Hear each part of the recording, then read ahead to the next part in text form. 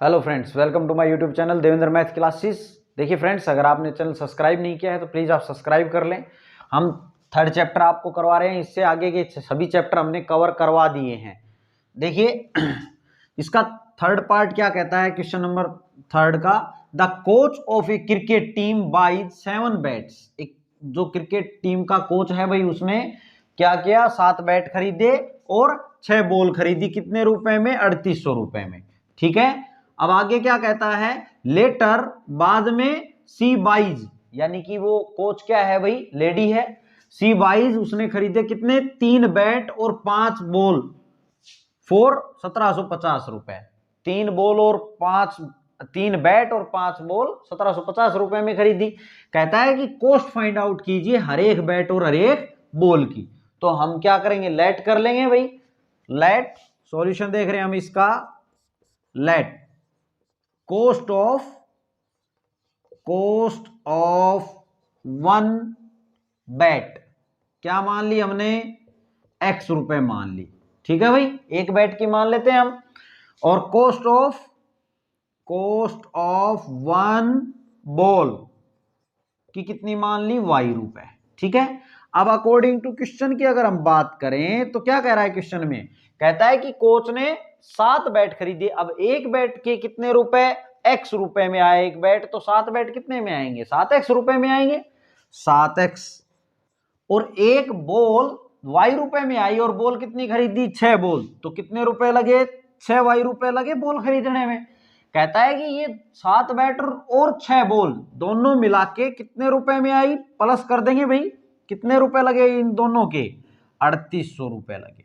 ठीक है, एक इक्वेशन बन गई है। दूसरी देखते हैं अब। कहता है कि बाद में उसने 3 बैट और 5 बॉल खरीदी भाई, तो 3 बैट। अब यहां पे एक बात ध्यान दे, कई बार क्या करता है एग्जामिनर कि ये बैट बाद में लिख देता, बॉल पहले लिख देता। तो आपने जरूर पढ़ के देखना है, यहाँ बैट लिखा है या बॉल लिखा है पहले। ठीक है भाई, यहाँ बैट ही लिखा है, आप फ्लो में जैसे यहाँ पे पहले बैट आया और आप फ्लो में बैट को बैट ही पढ़ के और लिखा है आप बॉल हो, तो गलत हो जाएगा क्वेश्चन। इस बात का ध्यान दें। तो यहाँ पे 3 बैट हैं तो यहाँ कोई दिक्कत नहीं है। एक बैट x रुपए का है तो 3 बैट 3x रुपए के हो गए भी, प्लस और 5 बॉल, एक बॉल y रुपए की, तो 5 बॉल 5y रुपए की। दोनों मिला के कितने के खरीदे इसने, ये टोटल 1750 रुपए के खरीदे। ये इक्वेशन सेकंड मान लेते हैं इसको। अब हमें इन क्वेश्चंस को किस मेथड से करना है, सब्स्टिट्यूशन मेथड से। देखिए अगर आपके पास लिखा आता है कि भाई ये सोल्व करना है आपको सब्स्टिट्यूशन मेथड से ही, तो आप वही लगाएंगे, अदरवाइज आप कोई भी मेथड लगा के x और y की वैल्यू फाइंड आउट करेंगे।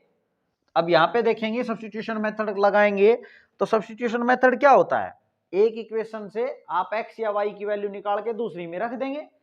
किसी भी इक्वेशन से रख सकते हैं आप। मान लो हमने इक्वेशन सेकंड से ले लें या फर्स्ट से लें, चलो सेकंड से ले लेते हैं। सेकंड इंप्लाइज यहां से x की वैल्यू निकाल ले भाई, 3x इज इक्वल टू क्या हो जाएगा, 1750 माइनस 5y। भाई ये जो प्लस का 5y है उधर जाके माइनस का हो गया, तो x की वैल्यू कितनी आ गई, 1750 माइनस 5y के अपोन में क्या आ जाएगा, 3 आ जाएगा। ये 3 मल्टीप्लाई में था, इस सारे के किस में आ गया, डिवाइड में। अब ये जो वैल्यू है x की वो आपने पुट करनी है किसमें, फर्स्ट इक्वेशन में। इसी में मत कर देना भाई, ठीक है, इसमें नहीं करनी है, इससे तो निकाली हमने। अब फर्स्ट इक्वेशन में हम इसको पुट कर देते हैं। मैं यहां लिख देता हूं, put value of x is equal to 1750 minus 5y upon 3 in equation first. First equation में हम पुट कर रहे हैं भाई, तो करो 7x आ गया, तो x की वैल्यू कितनी है, देखो x है ना, तो x की वैल्यू हमने 1750 माइनस 5y अपॉन 3 ये रखनी है।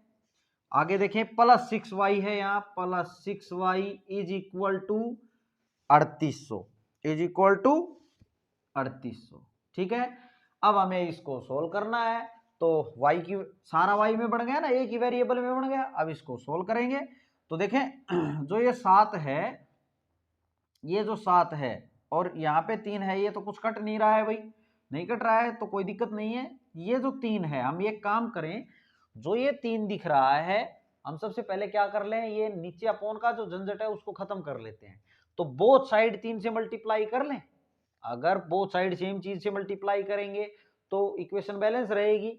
आप क्या करेंगे, multiply both side, multiply both side by 3, ठीक है। 3 से आप मल्टीप्लाई करें बोथ साइड, तो बोथ साइड मल्टीप्लाई करेंगे तो यहाँ पे देखो 3 लिख दिया मैंने, और मैं ब्रैकेट लगा देता हूँ एक बड़ी। यहाँ क्या है 7, यहाँ है 1750 माइनस 5y के अपोन में 3, और यहाँ है plus 6y is equal to 3800, ठीक है भाई। और ये ब्रैकेट बंद, ये 3 बाहर कर दिया, इसका मतलब ये इधर सबसे मल्टीप्लाई करना है, इससे भी और इक्वल के उधर भी, ठीक है। ये बात तो हमने लिखी दी है, बोथ साइड कर रहे हैं। अब आप ये 3 जब अंदर जाएगा इसके पास आया तो इस 3 से ये 3 कट गया भाई, तो क्या बच गया अपना 7 इंटू 1750 माइनस 5y बच गया यहाँ, प्लस ये 3 इसके साथ भी आएगा तो ये कितना बन जाएगा 18 बन जाएगा, 18y इज इक्वल टू, और ये 3 इससे भी मल्टीप्लाई होगा तो कितना बनेगा 0 0 8 3 24 2 3 3 9 और 2 11, ये बन गया भाई 11400। क्लियर है।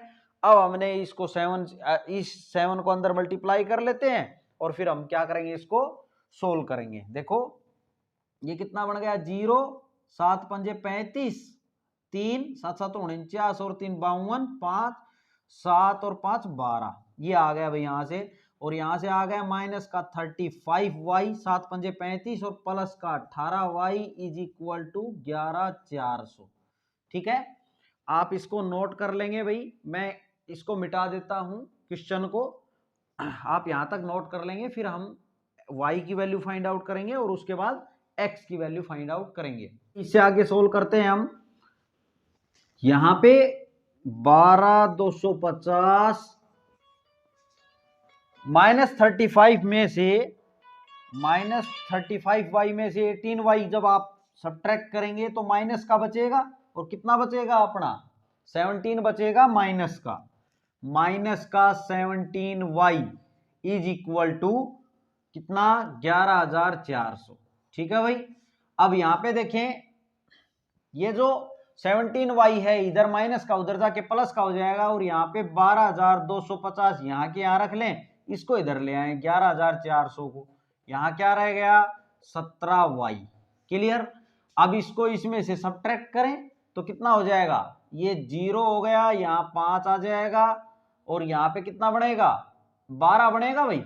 देखो यहाँ 12 बन जाएगा तो यहाँ कितना आ जाएगा 8 आ जाएगा, फिर यहाँ 1 रह गया, और 1 में से 1 0, और ये कितना आ गया अपना 850 इज इक्वल टू 17y। तो यानी कि इसको 17 मल्टीप्लाई में है तो इसके डिवाइड में आ जाएगा, 850 के डिवाइड में आ गया 17 इज इक्वल टू y, तो 17 पंजे 85 50 आ गया, यानी कि y की वैल्यू कितनी आ गई भाई यहां से 50, ठीक है। y कितना आ गया 50। अब y आ गया तो हम x फाइंड आउट कर लेते हैं भाई।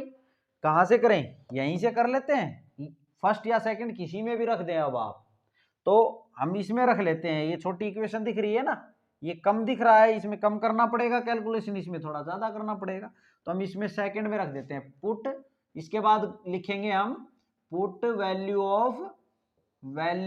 Of y is equal to 50 in equation second. अब सेकंड इक्वेशन में रखो भाई, सेकंड इक्वेशन क्या कहती है, ये है 3x x को x रहने दें, प्लस 5y y यानी कि 50 इज इक्वल टू कितना है 1750, है ना भाई। अब यहां पे देखें तो 3x इज इक्वल टू ये कितना हो जाएगा प्लस में 250 is equal to 1750, 3x is equal to 1750 में से 250 इधर आएगा सब्ट्रैक्ट होगा तो कितना बचेगा 1500, ठीक है भाई। और 3x इधर चल रहा है तो x कितना आ जाएगा 1500 को 3 से डिवाइड करेंगे तो 500, यानी कि x की वैल्यू कितनी आ गई 500। तो आप लिखेंगे देयरफॉर आपने क्या मान रखा था, कॉस्ट ऑफ वन बैट मान रखी थी x रुपए, तो हमें पता चल गया x कितना आ गया 500, यानी कि कॉस्ट कितनी है एक बैट की 500 रुपए। तो लिखेंगे therefore cost of one bat is equal to 500 rupees और कॉस्ट ऑफ वन बॉल, एक बॉल की कीमत कितनी भाई, यही तो फाइंड आउट करवाया था इसने, 50 रुपए। ठीक है, मैं लाइन लगा देता हूं यहां।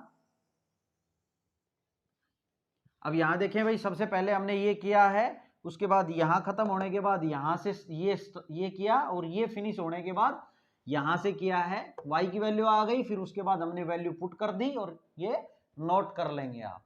ओके फ्रेंड्स, ये था आपका इसका थर्ड पार्ट।